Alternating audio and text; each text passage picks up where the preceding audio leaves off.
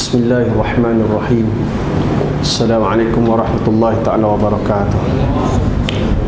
Innal hamdalillah nahmaduhu wa nasta'inuhu wa nastaghfiruh wa na'udzu billahi min shururi anfusina wa sayyiati a'malina. Man yahdihillahu fala mudilla lahu wa man yudlil fala hadiyalah. Wa asyhadu an la ilaha illallah wahdahu la syarika lah wa asyhadu anna Muhammad abduhu wa rasuluhu sallallahu ala alihi wa ashabihi wa man tabi'ahum bi ihsan ila yaumiddin. Wa sallim tasliman katsiran bi rahmatika ya arhamar rahimin. Amma ba'd. Qala Allah ta'ala fil kitabil aziz ba'da a'udzu billahi minasyaitonir rajim. Yauma taral mu'minina wal mu'minat yas'a nuruhum baina aydihim wa bi aymanihim bushrakumul yawma jannatun tajri min tahtihal anharu khalidina fiha dzalika huwal fawzul azim. Sadaqallahul azim. Yang dimuliakan Tuan Pengurusi Surau, Tuan Imam, Tuan Bilal, AJK Surau serta muslimin muslimat dirahmati Allah.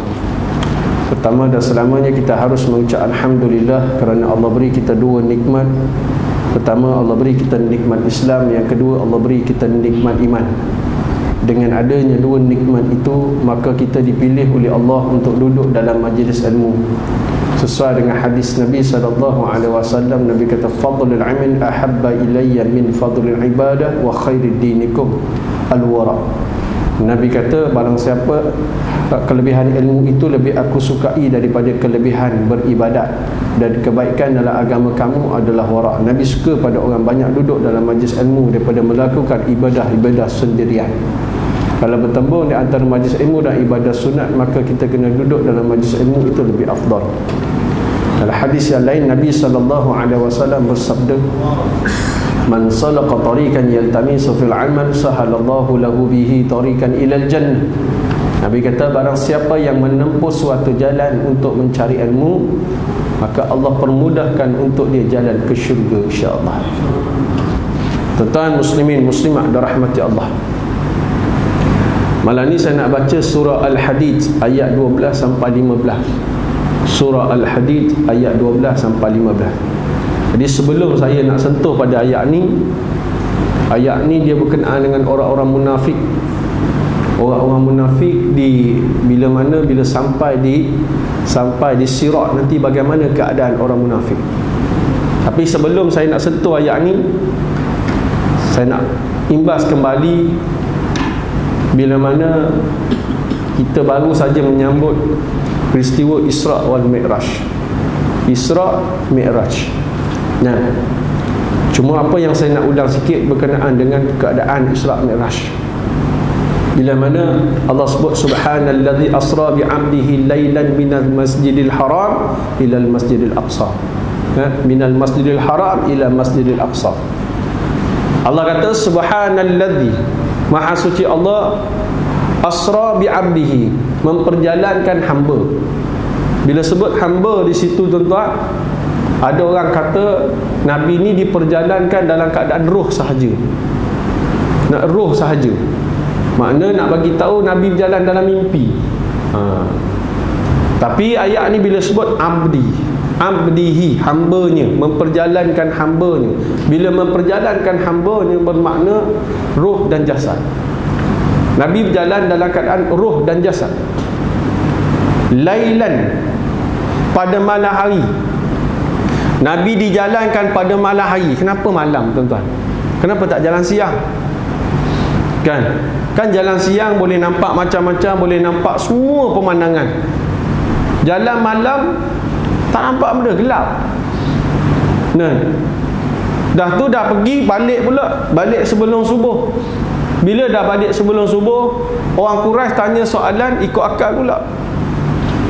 Bila mana Nabi sampai Masjidil Aqsa, bila balik, orang Quraisy tanya, wahai Muhammad, kalau betul mu sampai ke Masjidil Aqsa, berapa tiang di dalam Masjidil Aqsa?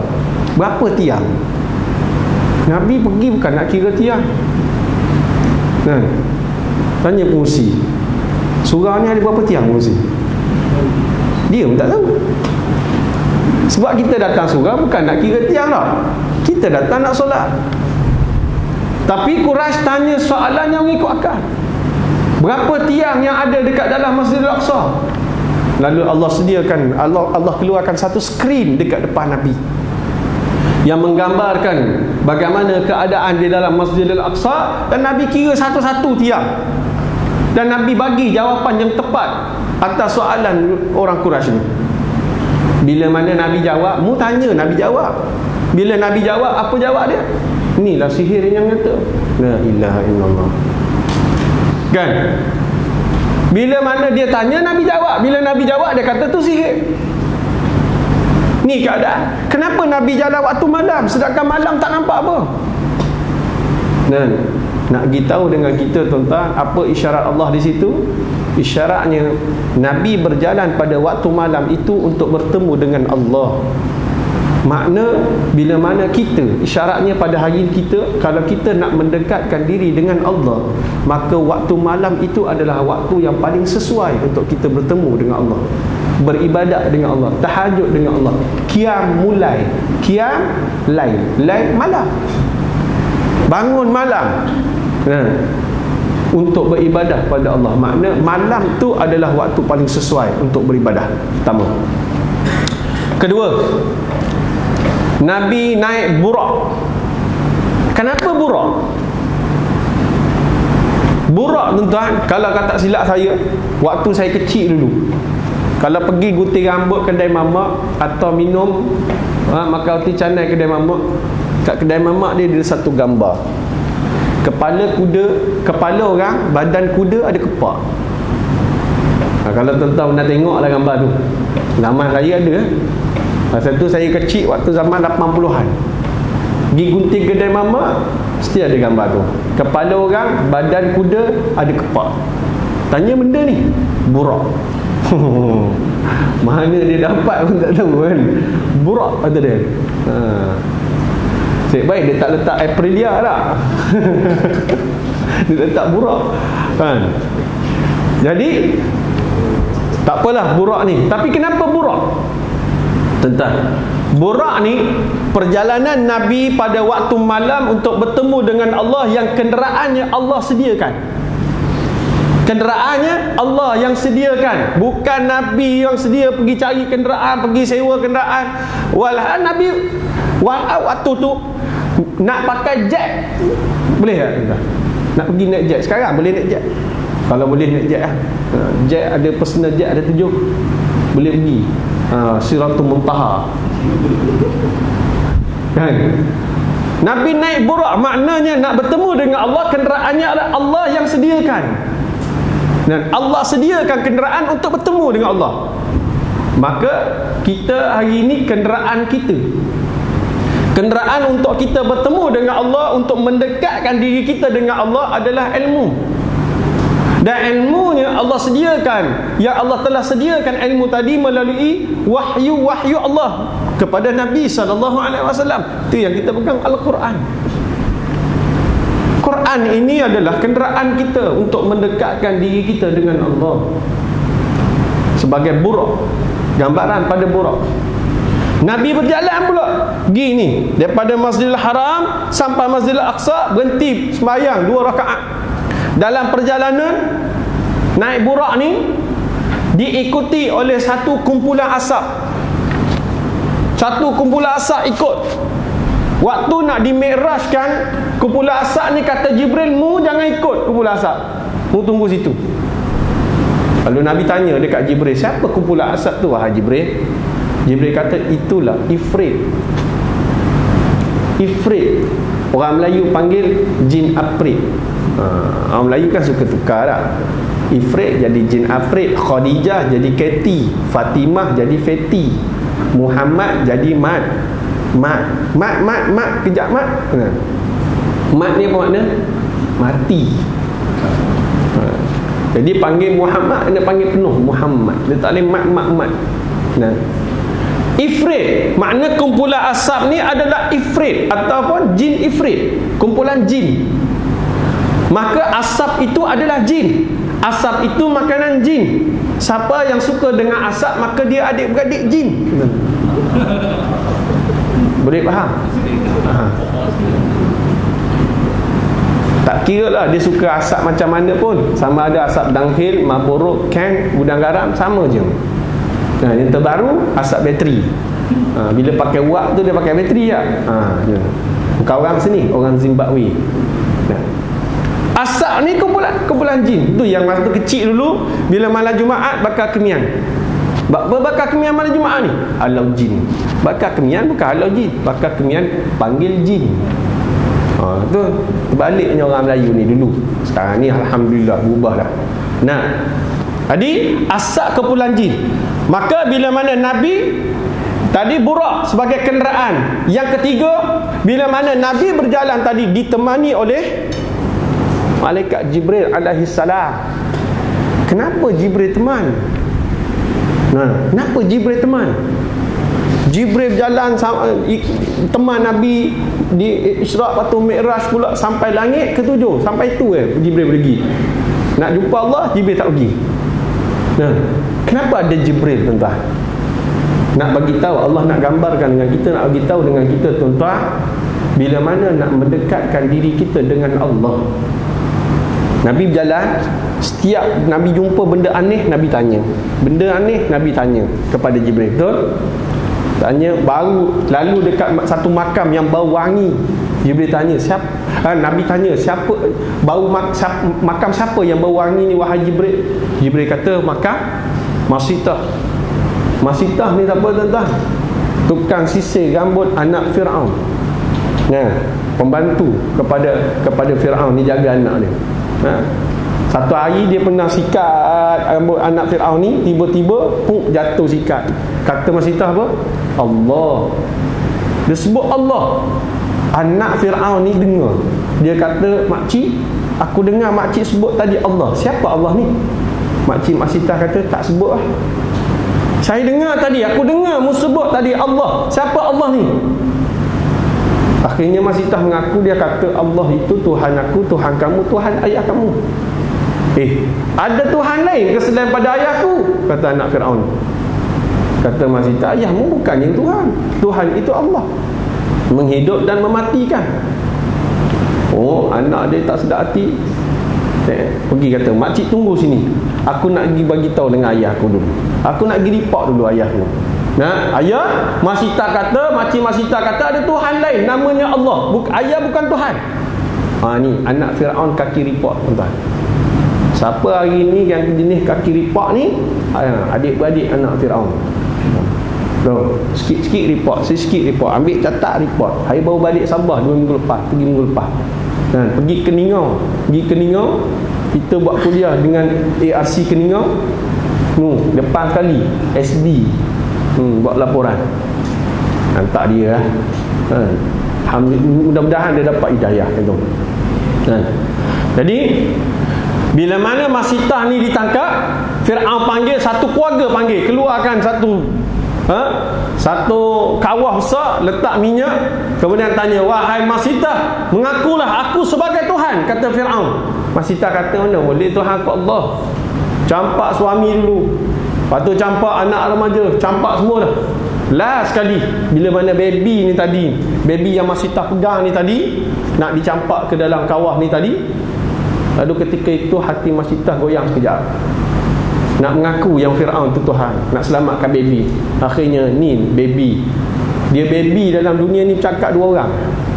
Satu anak Masitah, satu lagi Nabi Isa alaihi salam. 2 orang ni yang cakap. Dia kata, wahai ibu, tetapkanlah pendirianmu, wahai ibu, kekalkanlah iman kamu kepada Allah, bahawasanya janji Allah itu benar. Akhirnya dua-dua dicampak ke dalam kawah. Tu kubur Masitah mempertahankan Islam hingga mati syahid. Lalu bau harum pada makam dia, kubur dia. Lalu Nabi tanya, setiap perjalanan Nabi nampak benda pelik, bau benda pelik je, Nabi tanya, kenapa Jibril menemani Nabi? Nak bagi tahu dengan kita hari ni, tuan-tuan, bila mana Jibril ini sebagai pembimbing kepada Nabi SAW, perjalanan dia untuk bertemu dengan Allah. Maka hari ini kita manusia, tuan-tuan, kita ni umat Nabi, maka bila mana kita nak mendekatkan diri kita dengan Allah, mesti ada pembimbing, mesti ada muallim, mesti ada mursyid, mesti ada orang yang guide kita untuk kita ni dekatkan diri dengan Allah. Dia tak boleh saya saja buka Quran, aku tafsir sendiri. Dia memerlukan pembimbing. Jibril sebagai pembimbing Nabi SAW untuk bertemu dengan Allah. Nabi dengan Jibril sebagai pembimbing. Kemudian Nabi diangkat menjadi Rasul, Nabi pula menjadi pembimbing kepada sahabat. Kemudian bila Nabi wafat, sahabat pula menjadi pembimbing kepada tabi'in. Kemudian sahabat habis, tabi'in pula menjadi pembimbing kepada tabi'in. Kemudian sambung tabi'in. Sampailah hari ini. Hari ini pembimbing kita bila mana? Nabi SAW kata, al-ulama warasatul anbiya. Ulama itu pewaris Nabi. Maka pembimbing kita hari ini adalah ulama. Ulama jadi pembimbing. Nah, dan ulama ada dua. Satu ulama baik, satu ulama jahat. Ulama jahat macam mana? Bila mana hari ini kita tengok Dr. Mursi yang dihukum gantung oleh 3 orang hakim. Kemudian 3 orang hakim ni jatuh je hukuman. Dr. Mursi tak mati lagi, hakim ni mati dulu. Kan?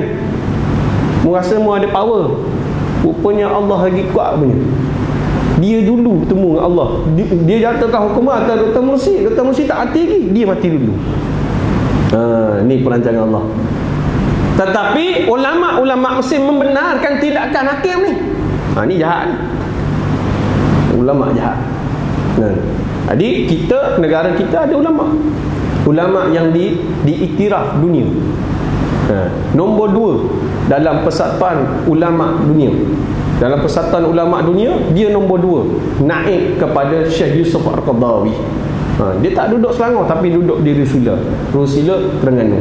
Nah, jadi dialah pembimbing. Ulama hari inilah menjadi pembimbing kepada umat hari ini, seperti mana Jibril menjadi pembimbing kepada Nabi SAW dalam peristiwa Isra wal Mi'raj. Kemudian Nabi balik pada pagi datang puak-puak Quraisy ni tanya, Muhammad, hari ni mula cerita apa Muhammad? Lalu Nabi pun kata, malam tadi aku berjalan daripada Masjidil Haram sampai Masjid Aqsa, naik ke Siratul Muntaha, balik sebelum subuh. Berguling puak-puak Quraisy ni ketawa. Berguling. Pergi jumpa pula sahabat dia. Wahai Abu Bakar, ni kawan kau ni dah jadi gila ke apa? Adakah patut dia kata malam tadi dia dijalankan oleh Tuhan dia sampai ke Suratul Muntaha, pergi Masjidil Aqsa, pergi naik Suratul Muntaha, balik sebelum subuh? Boleh masuk akal ke? Bentar. Islam bukan ikut pada akal. Islam tidak ikut pada akal. Akal ni yang ikut akal ni golongan sosialis. Islam tidak berpandu kepada akal. Islam ini berpandu kepada iman. Nah, maka ketika itu Abu Bakar kata apa? Siapa yang cerita ni? Siapa lagi kalau bukan kawan kau? Muhammad. Kata Abu Bakar, kalau Muhammad yang cerita, jangan kata tu, lebih pada tu lagi aku percaya. Ketika itu ni Abu Bakar yang dapat gelaran As-Siddiq, membenarkan.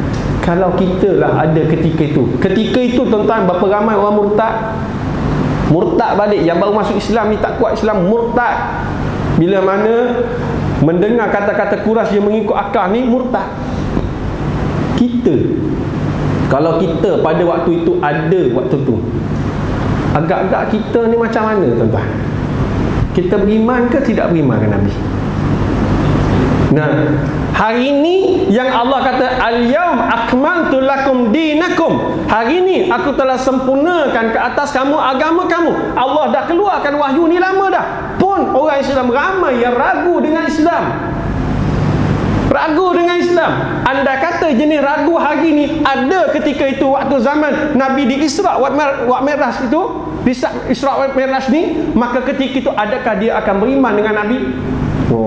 Belum tentu gitu tuan. Belum tentu. Hari ni pun ragu dah. Waktu tu dengar cerita Nabi, belum confirm lagi. Belum tentu lagi dia beriman dengan Nabi SAW. Tentang ini peristiwa dan pengajaran pada Isra wal Mi'raj. Baik.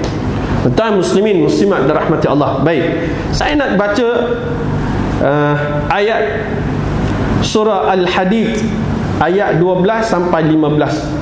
Berkenaan dengan siapakah manusia yang tidak mendapat cahaya di akhirat besok. Allah sebut, a'udzubillahi minasyaitonir rajim. Yauma taral mu'minina wal mu'minati yas'a nuruhum baina aydihim wa bi aymanihim busyrakumul yawma jannatun tajri min tahtihal anharu khalidina fiha dzalika huwal fawzul azim. Allah kata, pada hari ketika kamu melihat orang-orang mukmin lelaki dan perempuan sedang cahaya mereka bersinar di hadapan, di sebelah kanan mereka, iaitu mereka telah diberi buku catatan di sebelah kanan. Ni jenis orang beriman. Dikatakan kepada mereka, pada hari ini ada berita gembira untuk kamu wahai orang beriman, iaitu syurga yang mengalir di bawahnya sungai-sungai yang kamu kekal di dalamnya. Itulah keuntungan yang paling besar. Ni orang beriman. Orang beriman ni bila mana diberi buku catatan mereka di sebelah kanan, lalu bila mana dia telah diberi buku catatan di sebelah kanan, mereka ni dijanjikan Allah syurga yang mengalir di bawahnya sungai-sungai. Kemudian yang dikatakan, ada ulama mengatakan yang dimaksudkan buku catatan bagi sebelah kanan ni adalah golongan yang suka bersedekah. Golongan yang suka bersedekah. Dan dalam masa yang sama dia tidak meninggalkan tanggungjawab ada yang lain pada Allah. Baik, ini golongan yang beriman. Kemudian Allah sebut pada ayat yang ke-13, yauma yaqulul munafiquna wal munafiqatu lilladzina amanu. Lalu bila mana pada ayat yang ke-13 Allah menceritakan pada hari itu juga, bila mana orang-orang munafik lelaki dan perempuan berkata kepada orang-orang beriman. Orang lelaki dan perempuan munafik ini berkata pada orang beriman. Tuan-tuan, Nabi sebut dalam satu hadis. Nabi kata, innallaha ta'ala yad'un nas yaumal qiyamah bi ummahatihim sitran minhu ala ibadihi wa amma 'inda as-sirati fa innallaha ta'ala yu'ti kullu mu'minin nuran wa kullu munafiqin nuran fa idza stawa 'ala sirati salaballahu nural munafiqina wal munafiqat faqala al munafiqun unzurna naqtabis min nurikum wa qalu mu'minuna rabbana atmim lana nurana fala tazkuru 'inda dzalika ahadun ahada. Apa Nabi kata? Nabi sebut pada hari kiamat, sesungguhnya Allah pada hari kiamat nanti Allah akan memanggil manusia-manusia itu dengan nama ibu mereka, dibenkan ibu, kemudian sebagai tirai penutup aib darinya dan hamba-hambanya. Kemudian sedang di atas sirat, sedang mana di atas sirat Allah memberi cahaya kepada mukmin, dan beri cahaya kepada orang munafik apabila di atas sirat. Lalu bila mana sampai di atas sirat, maka cahaya golongan munafik ini Allah tarik balik. Allah tarik balik cahaya untuk golongan munafik ini. Lalu mereka bertanya, mereka berkata kepada orang mukmin, orang munafik ini, unzurna naqtabis min nurikum. Berkata, tunggu kami nak tumpang cahaya-cahaya kamu. Qalu mu'minun, berkatalah orang mukmin ini, rabbana atmil lana nurana, ya Allah sempurnakanlah cahaya kami ke atas kami. Fala yazkuru 'inda dzalika ahadun. Untuk kami pada saat itu seorang tidak akan mengingati pada orang lain. Tuan-tuan, Allah cerita pada ayat ni berkenaan dengan orang munafik. Golongan munafik dia begini. Dalam satu kitab lain dia cerita, kita ni semua sebelum sampai ke sirat, kita akan dihimpunkan satu tempat. Bila mana kita dihimpunkan satu tempat, Allah bagi seorang satu cahaya. Tak kira orang beriman ke, orang munafik ke, orang kafir ke, semua Allah bagi. Tapi dia, dalam kisah ni dia cerita antara orang beriman dan orang munafik. Semua dapat cahaya. Cahaya yang paling besar diceritakan sebesar gunung cahayanya. Sebesar gunung. Makna terang, benderang. Bergantung kepada amalan masing-masing. Cahaya yang paling kecil sebesar ibu jari. Sebesar ibu jari. Kenapa ada cahaya, tuan-tuan? Nak bagi tahu kepada kita, bila mana kita sampai di atas sirat, sirat ni tuan-tuan satu jalan yang cukup gelap. Sirat ni satu jalan yang cukup gelap. Umpama kita jalan di tengah highway yang tak ada lampu jalan, gelap. Nah, memang gelap gulita. Jadi memerlukan kepada cahaya. Cahaya bergantung kepada amalan masing-masing. Nah, jadi Allah bagi seorang satu cahaya tadi. Bila mana sampai je kawasan nak naik atas sirat, bila mana orang-orang munafik ini sampai di sirat, orang-orang munafik ni Allah padamkan cahaya yang mereka dapat tadi. Terpadam cahaya. Bila mana orang-orang beriman ni terpadam, melihat tengok orang munafik ni cahayanya terpadam, orang beriman yang angkat tangan, Rabbana atmim lana nurana waghfir lana innaka ala kulli syai'in qadir. Ni imam baca doa tadi, baca doa tu. Nah, Rabbana atmim lana nurana. Ayat ni dalam surah At-Tahrim ayat 8. Surah At-Tahrim ayat 8. Ambil ayat ni, kita hafal, lepas sembahyang baca doa, lepas sembahyang baca doa ni. Sebab mudah-mudahan Allah beri cahaya kita pada kita besok, cahaya ni kekal sampai di sirat nanti. Nah, sebab kita memerlukan cahaya tu untuk melintasi siratul mustaqim. Nah, orang munafik terpadam. Bila mana orang beriman yang angkat tangan, Rabbana atmim lana nurana, ya Allah sempurnakan ke atas kami cahaya kami. Lalu orang munafik ni tengok cahaya dia terpadam, apa dia kata? Unzurna naktabis min nurikum. Tunggu kami. Kami nak tumpang cahaya-cahaya kamu. Orang munafik ni kata, kami nak tumpang cahaya kamu. Lalu orang beriman kata apa di situ? Dia kata, bila mana unzurna naktabis min nurikum, kata orang munafik ini, dia berkata kepada orang beriman, tunggu kami nak tumpang cahaya kamu. Qila, lalu berkatalah orang-orang beriman itu, irji'u, pergi balik kamu, kembalilah. Ada dua maksud di sini kembali. Maksud irji'u di sini pertamanya, kamu pergi balik ke tempat pembahagian cahaya tadi. Lalu orang munafik ni pergi ke tempat pembahagian cahaya tadi, tengok stok cahaya habis dah. Stok habis. Datang balik sirat, bila tengok tak ada cahaya, nak tumpang lagi. Ada ulama kata irji'u itu pergi balik kamu ke dunia. Kamu pergi balik ke dunia, pergi cari cahaya-cahaya daripada amalan-amalan kamu. Buat amalan baik, buat amalan soleh, akan dapat cahaya tu. Ada ulama kata irji'u itu balik ke dunia. Balik dunia memang tak ada lah tuan-tuan. Kau nak balik dunia memang tak ada. Mati takkan balik dah. Kena pula dah sampai ke sirat pula tu. Nah, Allahu Akbar. Kemudian bila mana mereka kata irji'u wara'akum faltamisu nuran faduriba bainahum bisurin lah. Kemudian babun batinuhu, bila mana dah ada perbezaan antara orang mukmin dan orang munafik ini, orang munafik ini terpadam, lalu Allah sediakan satu dinding pemisah di antara orang beriman dengan orang munafik. Allah sediakan satu dinding. Dinding ini pemisah. Di tepi dinding tu ada satu pintu. Allah kata babun batinuhu. Di tepinya ada pintu. Lalu orang beriman ni masuk ke dalam pintu. Masuk dalam pintu ramai-ramai. Habis orang beriman ni, Allah tutup pintu tadi. Bila tutup, orang munafik duduk di sebelah luar. Orang beriman duduk di dalam.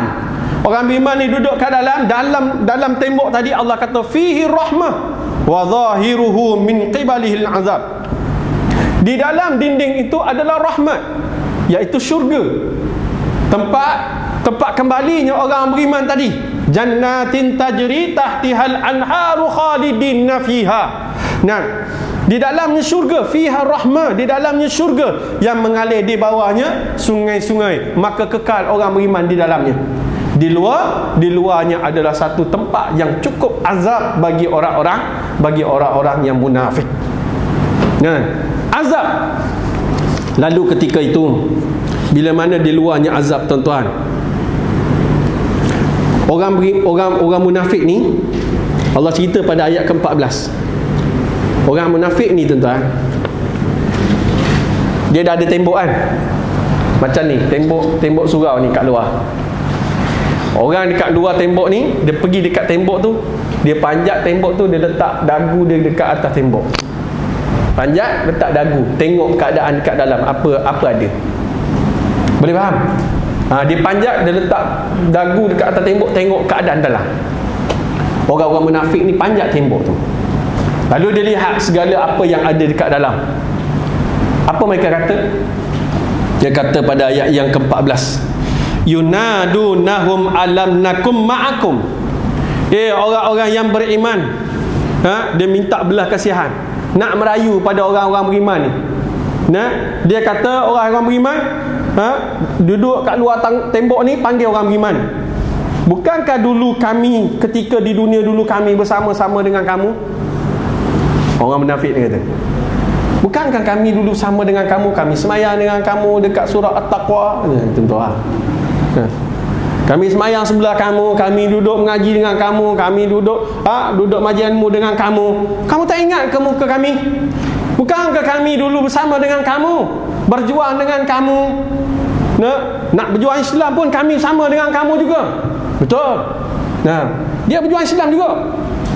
Duduk dalam perjuangan Islam juga, merayu pada orang beriman. Lalu orang beriman ni jawab apa? Qalu, kata orang beriman, qalu bala. Kata orang beriman ni, betul.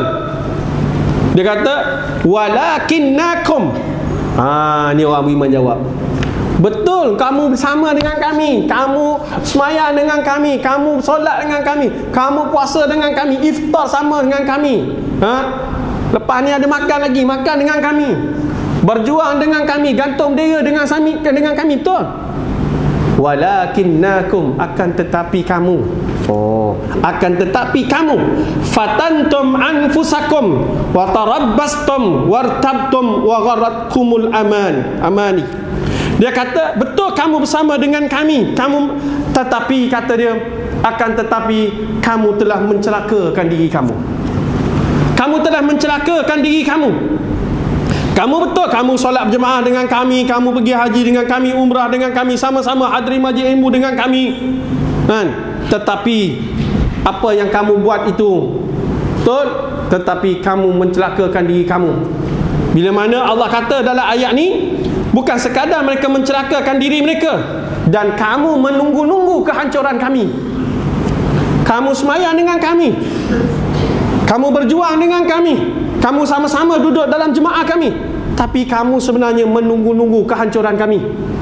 Kami nak bawa Islam, tapi kamu tak nak bawa Islam. Kami nak tegakkan Islam, kamu tak nak pada tegak kepada Islam. Kamu lebih kepada matlamat, menghalalkan cara.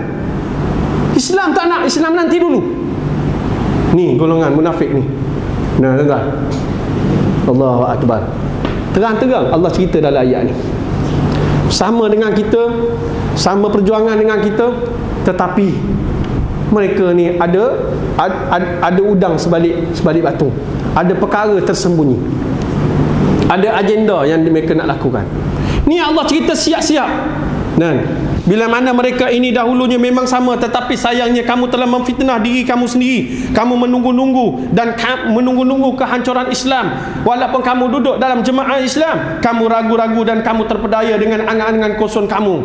Berdasarkan dialog di atas, dapat diambil kesimpulan bahawa 4 sifat utama yang boleh menghalang seseorang daripada mendapat cahaya di akhirat. Ada 4 sifat Allah sebut dalam ayat ni.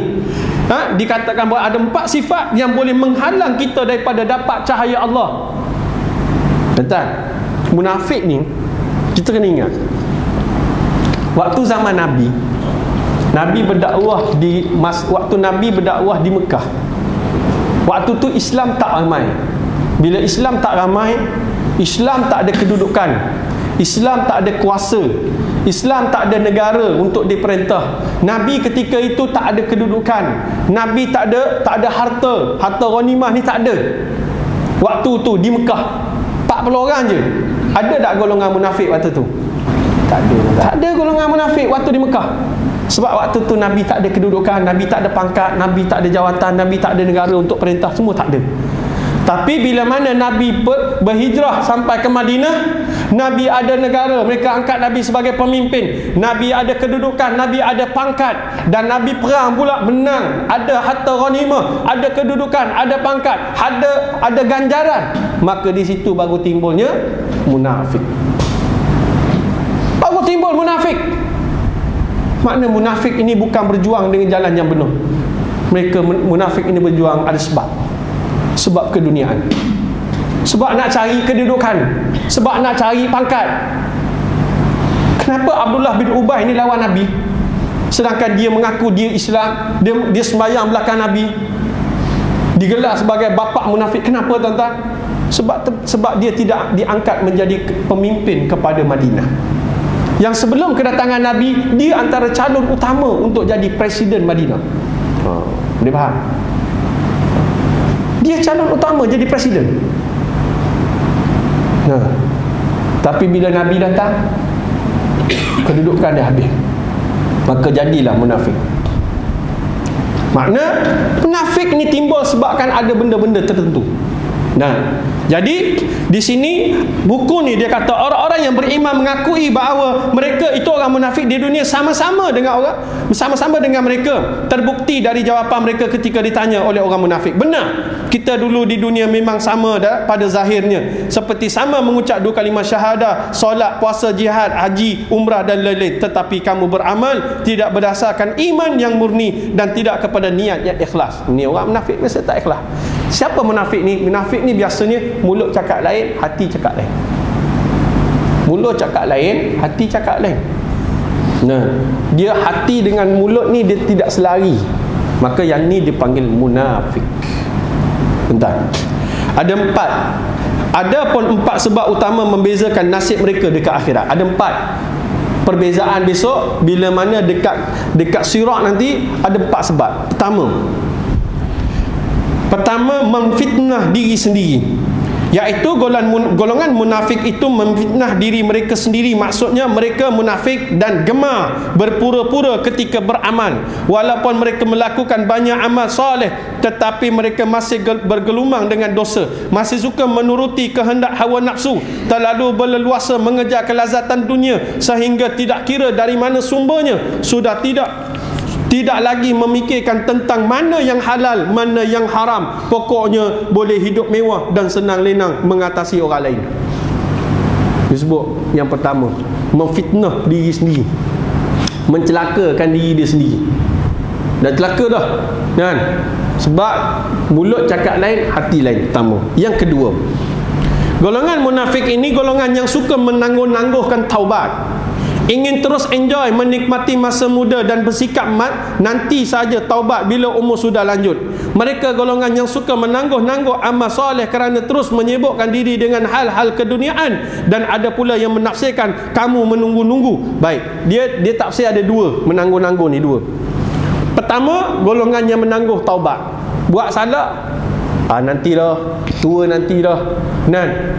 Muda lagi ni, baru 40. Kata contoh kan, baru 40, muda lagi, tunggulah 60 besok aku taubat lah. Kata ada gitu. Kemudian bila dia menangguh-nangguh, tuan-tuan, Nabi beritahu dengan sahabat. Dia kata, andai katalah dunia ni semuanya maksum, andai kata semua manusia ini maksum, Allah akan hapuskan manusia maksum ni, kemudian Allah gantikan dengan makhluk yang baru. Yang makhluk ini buat dosa hari-hari. Dia buat dosa, bukan hari-hari lah, buat dosa, tapi dia beristighfar, bertaubat. Makna nak bagi tahu Allah suka kepada orang yang suka beristighfar. Kalau kita tak solat taubat sekalipun, buat dosa, paling kurang istighfar, tuan-tuan. Istighfar. Betul, muncul. Paling kurang istighfar. Istighfar ni paling kurang 100 kali satu hari. Bukan susah, tuan-tuan. Astaghfirullahalazim, astaghfirullahalazim, astaghfirullahalazim. Sambil bawa kereta, sambil bawa motor, ride daripada Shah Alam pergi Memali, istighfar sepanjang jalan. Perempuan mati dalam keadaan istighfar. Baik, pertama. Yang kedua, dimaksudkan menangguh-nangguh ini adalah menunggu-nunggu masa yang tepat untuk menghancurkan orang beriman. Ni jenis manusia munafik ni. Bila mana dia bersekongkol dengan orang kafir, hari ni yang kita lihat ramainya orang Islam yang bersekongkol dengan orang kafir untuk menghancurkan Islam. Kita tengok di negara Arab, dan Arab hari ni, orang Arab sendiri, orang Islam sendiri bunuh orang Islam. Hari ni kita tengok bila mana Rohingya di Myanmar, Buddha ni bunuh orang Islam. Yang persatuan apa ni, negara-negara Islam ni, OIC ni just OIC. Tu je. IC lah. Dia tengok je, tak ada tindakan. Sedangkan dia badan dunia yang diiktiraf, boleh ambil tindakan ke atas orang-orang Buddhis ni, orang Buddha ni. Allahu Akbar. Kesian, tuan. Nah, ni golongan munafik ni, mereka ni sama-sama menunggu kehancuran Islam. Yuriduna liyutfi'u nurallah bi afwahim wallahu mutimmu nurihi walau karihal kafirun. Mereka ni sentiasa nak memadamkan cahaya Islam, cahaya Allah. Mereka fitnahkan Islam ini dengan mulut-mulut mereka. Bi afwahim, min afwahim, daripada mulut dia. Min afwahim, daripada mulut, lidah-lidah mereka. Mereka fitnah Islam. Kata Islam penganah, kata Islam macam-macam untuk memadamkan cahaya Islam. Wallahu mutimmu nurihi walau karihal kafirun. Maka sesungguhnya Allah yang memelihara cahayanya, Allah yang akan menjaga cahaya Allah ini walaupun dibenci oleh orang-orang kafir. Allah yang akan jaga. Kan? Kita sebagai orang yang tak terlibat ni, doa tuan-tuan, kena berdoa. Baik. Yang ketiga, ragu-ragu, iaitu golongan munafik ini ragu-ragu akan adanya hari kebangkitan setelah kematian. Kamu ragu-ragu akan kebenaran ajaran Allah yang dibawa oleh Rasulullah sallallahu alaihi wasallam, walaupun berikrar dengan dua kalimah syahadah, tetapi dalam pelaksanaannya kamu masih lagi mengutamakan undang-undang buatan manusia daripada undang-undang Allah. Kamu masih lagi mengutamakan pandangan dan pendapat manusia daripada dan ketepikan firman Allah Subhanahu wa taala dan sunnah Rasulullah sallallahu alaihi wasallam. Malahan tidak jarang pula kamu memperlecehkan sunnah Rasulullah SAW dan beranggapan terhadap orang-orang yang mencuba untuk menghidupkan, mengikuti sunnah Rasulullah SAW sebagai ketinggalan zaman. Ni jenis munafik. Alah, pakai jubah ni rimas dah. Dia kata dia jenis tuan. Tengok orang pakai jubah, dia rimas. Tengok kita pakai jubah, asyik pakai jubah rimas. Ni pakai tudung dalam rumah ni, bila berkumpul kan, adik-beradik, ipar semua ada, sepupu sepapak semua ada. Jadi zaujah kita pun pakai tudung lah. Memang pakai tudung lah, pakai nikah, pakai tudung. Buka lah tudung tu, tak rimah ke pakai tudung dalam rumah lah. Nah, senda, dia tak tahu dia kata rimah, tapi dia tak tahu rimah besok ke akhirat. Nah, jadi golongan-golongan ni, dia tak suka tengok orang bawa Islam. Dia tak suka tengok orang nak praktik kat Islam. Tak suka. Undang-undang, bila mana ada undang-undang Allah, dia ambil undang-undang manusia. Undang-undang manusia senang untuk diluluskan, tapi undang-undang Allah payah. Tangguh nak bawa parlimen. Tangguh. Nah, tak tahu bulan 6 ke bulan 7 ni, tak tahu dapat ke tak dapat masuk, tak tahu enactment Kelantan ni. Nah, asyik duk tangguh yang lagi. Nah, tuan-tuan, saya cerita tak? Saya satu hari saya pergi kuliah di Bukit Indah Ampang. Ada seorang pakcik ni, lepas kuliah subuh dia datang minum dengan saya. Dia kata, "Ustaz, saya duduk UK Ustaz 15 tahun. UK, United Kingdom tuan-tuan, bukan Ulu Kelang. United Kingdom. Dan saya dapat PR di United Kingdom UK. PR 15 tahun duduk. Apa yang saya lihat Ustaz, undang-undang UK ni digubah oleh Lord Red. Dan hari ni Lord Red mati dah, yang tinggal cucu Lord Red. Dan cucu Lord Red ni lah yang duk gubah main-mainkan undang-undang ni. Tapi walaupun undang-undang itu Lord Red yang tulis di UK, tapi mereka jaga kebajikan rakyat, dia kata. Dia jaga kebajikan rakyat. Antaranya yang dia jaga ibu tunggal dan ibu tinggal. Tahu, ibu tunggal, ibu tinggal. Ibu tunggal mati, ibu tinggal cerai. Gitu. Ibu tunggal ni dia dapat perhatian daripada, dia cerita banyak lah dia punya kebajikan. Cuma saya ingat satu ni lah, yang ibu tinggal gitu kan. Dia kata ibu tunggal ni kerajaan bagi dia punya allowance ataupun pampasan sebagai ibu tunggal ni seminggu 400 pound sterling. Seminggu 400 pound sterling. Nah, anak lain, anak seorang 250 pound sterling. Dia katalah, saya tak tahu dia cerita betul ke tidak, itu wallahualam, tapi dia cerita itu. Anak seorang 250 pound sterling. Seorang anak, kalau dua 500, tiga 750. Macam tu lah. Satu orang anak 250 pound sterling seminggu untuk perbelanjaan sekolah. Kali 4 minggu berapa tuan-tuan? Sebulan. Ni, jadi mereka, dia kata mereka ni kalau walaupun ada cukai tapi mereka tidak memberontak sangat sebab mereka ni pendapatan mereka tinggi. Dia kata gitu kan. Itu negara kafir yang jaga kebajikan rakyat, yang nak pada Islam. Ini kata pak cik ni. Sedangkan kebajikan itu daripada agama Islam. Sepatutnya agama Islam yang lebih utama jaga kebajikan. Ni negara kafir yang jaga kebajikan. Sedangkan dia kata saya balik, kita tengok negara, dia kata negara Islam, tapi tak ada kebajikan macam tu. Tak ada kebajikan macam tu. Dia kata negara Islam tak nak Islam, sedangkan negara tak ada, yang negara bukan Islam nak kepada Islam. Dia kata gitulah. Dia cerita, banyak dia cerita, banyak dia cerita. Jadi masalah dia tuan-tuan, kita tak jaga kebajikan. Nah, contoh orang mu'allaf susah, miskin, datang surau. Bila datang surau, susu anak habis, katalah beras habis ke apa, datang surau nak minta duit, kata untuk perbelanjaan dia sebulan ke seminggu ke. Surau jawab, kami tak ada bajet. Surau ya, collection surau untuk surau, bajet tak ada. Dah. Ada orang dia kata pergi masuk gereja. Dekat gereja tu dia ada satu meja, satu buku, satu peti. Tulis nama dekat buku tu, ambil duit dalam peti tu. Berapa ambil, tulis kat buku. Apa masalah, boleh pergi kat gereja. Di Sabah macam tu tuan-tuan. Di Sabah, gereja ni tempat khidmat masyarakat, tempat kebajikan. Dia buka gereja tu bukan untuk semayang sangat, tapi dia buka gereja ni untuk syiar, untuk bagi bantuan, bagi kebajikan. Kita tak ada. Kita pusat zakat, pusat zakat kan. Pusat zakat boleh keluarkan satu bajet, pergi ke surau masjid, letak mana-mana ada fakir miskin ataupun di karyah tersebut adanya mu'allaf yang miskin, pakai bajet ni. Boleh pak? Nah, masalah yang ni tak ada. Di Sabah macam tu. Nak minta zakat ni payah. Nak minta zakat, kita ada 8 asnaf. Asnaf yang ke-8 yang paling utama. Siapa asnaf ke-8? Amil.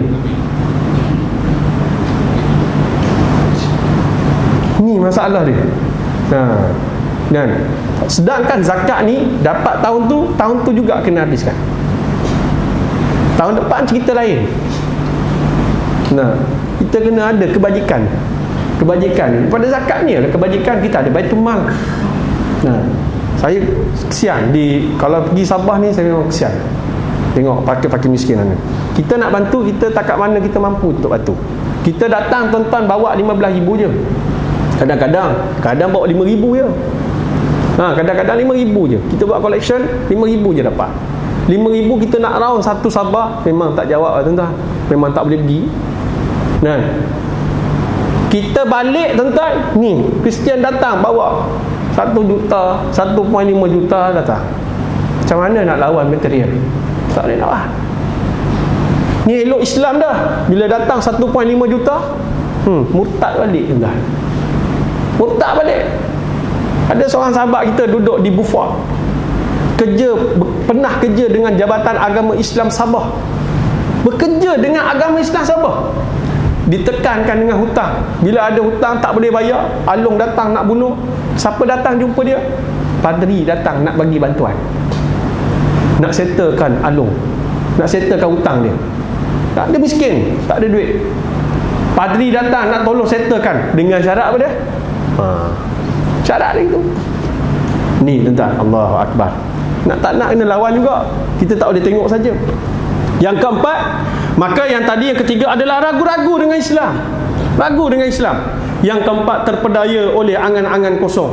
Ni sifat-sifat munafik ni, iaitu kamu mengira bahawa Allah Subhanahu wa taala kelak di akhirat pasti akan mengampuni dosa-dosa kamu. Pengiraan itu hanya atas dasar kerana kamu beragama Islam, padahal dalam kenyataannya amal soleh tidak kamu pertingkatkan, malahan maksiat masih banyak kamu lakukan. Hidup penuh dengan khayalan, kononnya kelak Allah Subhanahu wa taala pasti akan memberinya keampunan. Mereka tetap dalam keadaan demikian sehinggalah datang ajal mereka. Ini jenis orang begini. Dia rasa, alah muda lagi lah kita, nantilah dulu. Alah kalau kita mati sekalipun, kita ni masih Islam lagi. Buat maksiat pun kita hidup sekali. Buatlah apa yang kita nak buat. Kurang-kurang pun kita masih Islam. Mati besok pun, alah sekadar duduk dalam neraka ni 10,000 tahun je. Ada sini gitu, 10,000 tahun je. Siap je tak tahan tu tuan. Kalau rasa je tu, rasa boleh tahan, ambil putung rokok tu, letak yang nyala ni, letak dekat, tak ada kena langsung, dekat je, dekat ujung jari. 1 minit cukup, boleh tahan. Kalau tak boleh tahan dengan putung rokok tadi tu, dengan bara rokok tadi, dengan 1 minit dekat dengan jari, tak boleh tahan, jangan cerita tentang api neraka. Entah. Api di dunia ini dengan api neraka ni 70 kali ganda. Di dunia ni satu, ada 69 lagi dekat akhirat. Jangan ceritalah. Orang siap bulan Ramadan, seminggu pertama datang surau, minggu kedua tak nampak dah. Pergi rumah ziarah, kenapa Ji? Seminggu ni tak nampak. Ujung jari kena bakar api. Kata, tolong cucu bakarkan bunga api, terkena ujung jari. Ujung jari kena, tak datang surau seminggu. Ujung jari kena, tak datang surau seminggu. Bukan orang sini, orang Zimbabwe. Jadi jangan cerita bab api. Kita tingkatkan amalan untuk dapatkan cahaya Allah tadi. Lalu bila mana mereka tetap dalam keadaan demikian sehinggalah datang ajal mereka. Dan menurut Imam Qatadah, maksud ucapan orang-orang beriman kepada orang munafik di atas adalah, sesungguhnya kamu bersama kami di dunia hanyalah dengan jasad saja.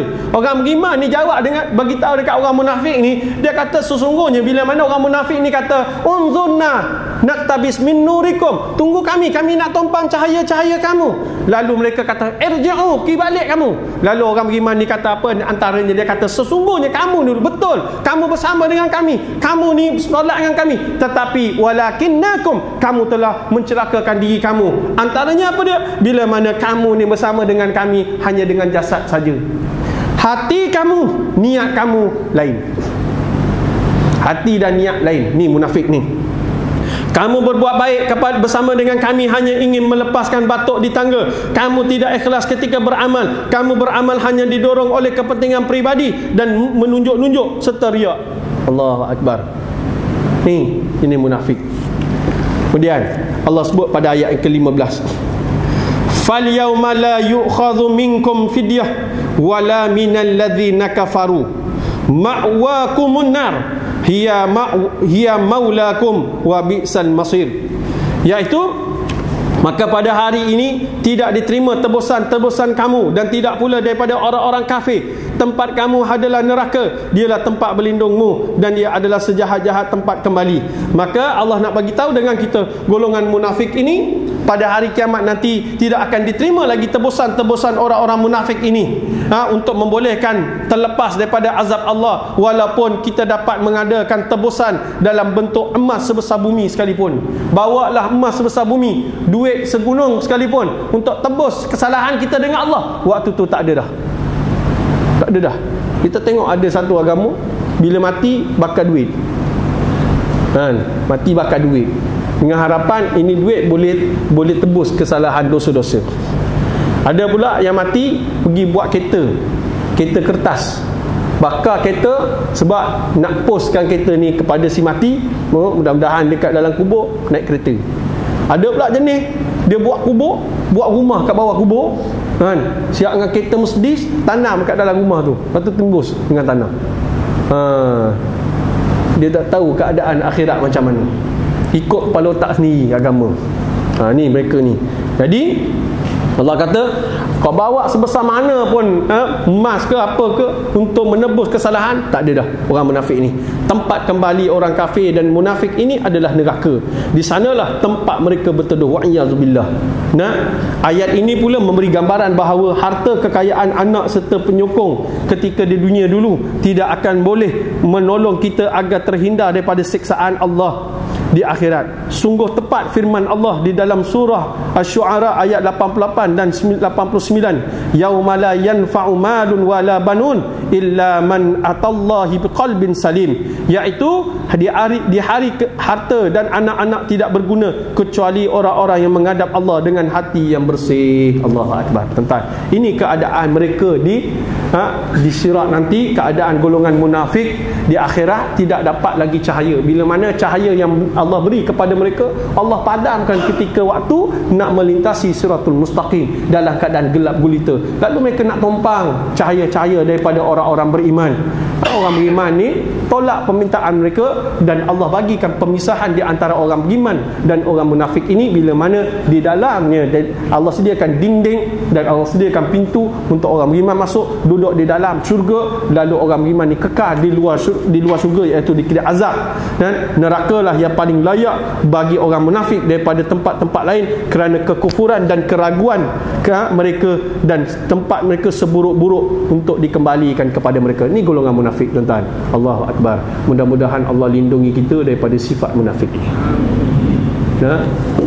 Mudah-mudahan, insya-Allah. Jadi cukup sekadar itu, tuan-tuan. Untuk kita baca surah Al-Hadid ayat 12 sampai 15. Mudah-mudahan menjadi pengajaran kepada kita sifat-sifat munafik, ciri-ciri munafik ni semua tuan-tuan tahu. Antaranya bila cakap nipu, bila beri amanah khianat. Kemudian kerja nipu je kan. Kata tak naik minyak kan, kata gitu. Contoh, nipu kerja dia. Jadi ini ciri-ciri munafik.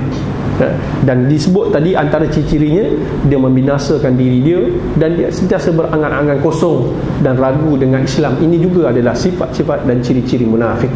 Mudah-mudahan kita tahu, kita dapat pengajaran ini, kita keluar daripada surau ni, nanti kita dapat memperbaiki diri kita daripada sifat-sifat ni. Mungkin sifatnya ada pada kita. Dia bila munafik ni, tuan-tuan, kadang-kadang kita tak perasan. Dia bila orang terasa kat hati, bila kita cakap dia terasa, itu tanda dia beriman. Tapi kalau dia tak terasa, ada something wrong. Tuan-tuan tengok Sayyidina Umar, bila Nabi panggil Huzaifah, Nabi bagi tahu Huzaifah, ada satu rahsia aku nak bagi tahu. Apa dia? Ya Rasulullah, aku bisik padamu ni nama-nama orang munafik. Ni rahsia. Jangan bagi tahu siapa. Bila mana Nabi bisik di telinga Huzaifah balik, Umar pergi cari Huzaifah. Umar tahu je Nabi bisik dengan Huzaifah pasal nama-nama munafik ni. Umar pergi cari. Bila Umar pergi cari, Umar tanya sampai ke rumah Huzaifah. Umar tanya, wahai Huzaifah, bagi tahu aku nama-nama yang Nabi bisik pada kau ni, nama-nama munafik. Huzaifah kata, mana boleh, ini rahsia aku dengan Rasulullah. Aku pun sahabat juga. Bukan masalah sahabat tak sahabat, masalah ni amanah Nabi. Amanah Nabi aku tak boleh bagi tahu. Umar dia lama sikit. Umar tanya, baiklah, kalau tak nak bagi tahu senarai nama ni, nama aku ada tak? Umar tanya gitu. Nama aku ada tak, wahai Huzaifah? Makna Umar perasan diri dia munafik. Sayyidina Umar yang amalan dia dengan kita, Allah. Yang Nabi kata, kalaulah ada Nabi selepas aku, orang yang layak jadi Nabi adalah Sayyidina Umar. Dan Sayyidina Umar ni kalau berjalan di satu lorong, setan tak akan lalu dalam lorong tu. Ni Sayyidina Umar. Kita kalau jalan satu lorong, macam mana setan, tuan-tuan? Buat setan-setan dekat situ tak?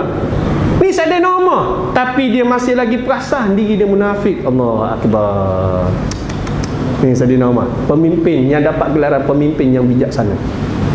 Sayyidina Umar, Sayyidina Abu Bakar, gelaran dia adalah pemimpin yang lembut tapi tegas. Sayyidina Umar, pemimpin yang bijaksana. Bijaksana ni, dia ni dalam pemerintahan dia antara yang bijak. Dia tubuh pasukan polis, bomba semua, Sayyidina Umar tubuh. Kemudian zaman Sayyidina Osman. Sayyidina Osman ni gelaran dia apa? Orang yang paling pemalu. Sayyidina Osman, pemalu. Pemalu ni tuan, sampai Nabi kata malaikat malu dekat dia. Malaikat malu kat Saidina Osman. Kita jangan kata malaikat, syaitan belum tentu malu kat kita. Yang Saidina Ali ni adalah pemimpin yang paling banyak ilmu dia banyak. Sebab apa? Saidina Ali ni daripada kecil sampai besar dengan Nabi, duduk dengan Nabi, kan? Bila disebut Saidina Ali ni tuan, ada orang tanya soalan, Ustaz, hari ni kita tengok gerakan Islam berpecah, pecah, berlaku perpecahan. Orang tanya, kan, macam mana berlakunya zaman Saidina Ali? Bila orang tanya Saidina Ali, wahai Amirul Mukminin, kenapa zaman kau ni berpecah Islam? Perpecahan dalam orang nak tegakkan Islam ni berpecah. Kenapa? Saidina Ali jawab, dia kata sedangkan zaman Saidina Abu Bakar tak ada, zaman Saidina Umar tak ada, zaman Saidina Osman tak ada, tapi zaman kau ni pecah sampai orang perang kita. Perang Saidina Ali. Saidina Ali jawab tenang. Dia kata waktu zaman Nabi, waktu Rasulullah hidup, kami ni hidup dengan Rasulullah. Rasulullah didik kami, Rasulullah tarbiyah kami. Jadi kami ni antara orang yang dididik oleh Rasulullah. Bila mana Rasulullah wafat, Saidina Abu Bakar jadi khalifah. Bila Saidina Abu Bakar jadi khalifah, dia jaga rakyat dia orang macam aku. Saidina Ali kata, rakyat yang dia jaga tu orang macam aku, yang dapat didikan Rasulullah apa semua. Sampai Saidina Umar pun sama. Sampai zaman Saidina Osman pun sama. Dia jaga orang macam aku, dia memerintah orang yang macam aku, kata Saidina Ali. Tapi zaman aku merintah orang macam kau. Nah, saya kalau ulang kataan Saidina Ali rasa macam nak mitik mata. Zaman Saidina Ali zaman fitnah. Peperangan fitnah. Kita tak boleh kata Muawiyah salah. Kita tak boleh kata Aisyah salah. Tak ada. Benda ni yang timbulkan adalah golongan fitnah, yang menimbulkan fitnah. Sama hari ni tuan-tuan. Kita nak kata ulama sana, ulama sini betul, ulama sana salah. Tak. Kita tak salahkan ulama-ulama ni, tapi ada yang menimbulkan fitnah. Ni yang salah. Yang salah pada orang yang fitnah. Biasalah, tidak ditarbiyah jadi gitu. Nah, ni zaman Saidina Ali jawab itu. Jadi zaman kita pun fitnah juga macam tu. Nah, wallahu a'lam, mudah-mudahan kita dapat atasi benda ni insya-Allah. Dan cukup sekadar itu, saya minta maaf sekiranya ada terkasar, tersilap, tersasar, terkena. Bukan niat saya nak kena sesiapa, sekadar berkongsi sedikit ilmu. Mudah-mudahan dengan sedikit ilmu ini meningkatkan keimanan, ketakwaan kita pada Allah. Mudah-mudahan Allah selamatkan hidup kita di dunia dan di akhirat insya-Allah. Sebelum saya tutup tuan-tuan, macam biasa di luar sana, di sebelah kanan nanti jalan pintu, saya ada bawa makanan-makanan sunnah. Nah, sayangilah Rasulullah, hidupkanlah sunnah. Antara hidupkan sunnah adalah makanan-makanan sunnah. Pertama saya bawa madu sumur hitam, sumur daripada Yaman. Yang kedua saya bawa habatus sau'a, air lebah ni untuk orang asma. Orang asma, lelah, penat, untuk meningkatkan imunisasi badan ataupun ketahanan badan, antibody. Ketiga, habatus sauda, kapsul dalam bentuk kapsul daripada Yaman. Yang keempat, 3-in-1. 3-in-1 ni apa dia? Pertama, habatus sauda, minyak zaitun dengan propolis, air lebah. Dia cantum jadi satu, 3 dalam 1. Untuk apa? Untuk kecil manis, darah tinggi, kolesterol, kurangkan kolesterol, turunkan kolesterol. Ada orang makan dia turun habis kolesterol dia. Kemudian untuk meningkat balik tenaga, imunisasi badan, ketahanan antibody. Tuan boleh tengok dekat tepi tu dia ada khasiat-khasiat dia. 3 dalam 1. Apa dia? Habatus sauda, minyak zaitun dan propolis. Propolis ni air liur lebah. Kemudian saya ada bawa juga ubat gigi daripada buah zaitun. Ubat gigi pada zaitun. Tapi saya atau ada satu lagi produk, iaitu sawana koko. Habis sawana koko habis siang tadi. Jadi apa yang ada dekat belakang sana tuan boleh tengok. Dan ada majalah Usrati yang buat sahabat kita, Usrati dan keluargaku. Beli satu dapat satu, harga RM10. Beli satu dapat satu, beli satu pun RM10, beli satu dapat satu pun RM10 tak? Itu. Nah, kita boleh tengok di luar sana. Jadi yang baik itu datang daripada Allah, yang buruk itu datang pada diri saya sendiri. Bismillahirrahmanirrahim. Alhamdulillahi rabbil alamin, wassalatu wassalamu ala asyrafil anbiya wal mursalin sayyidina Muhammadin wa ala alihi wa sahbihi ajma'in. Raditu billahi rabba wa bil islami dina wa bi Muhammadin nabiyyan wa rasula. Allahumma fir lana dhunubana wa liwalidina warhamhum kama rabbawna shaghira wa li jami'il muslimina wa muslimat wal mu'minina wal mu'minat bi rahmatika ya arhamar rahimin. Allahumma zidna fil ilmi wa fahmi fid din. Allahumma faqihna fid din wa ta'limna fit ta'wil.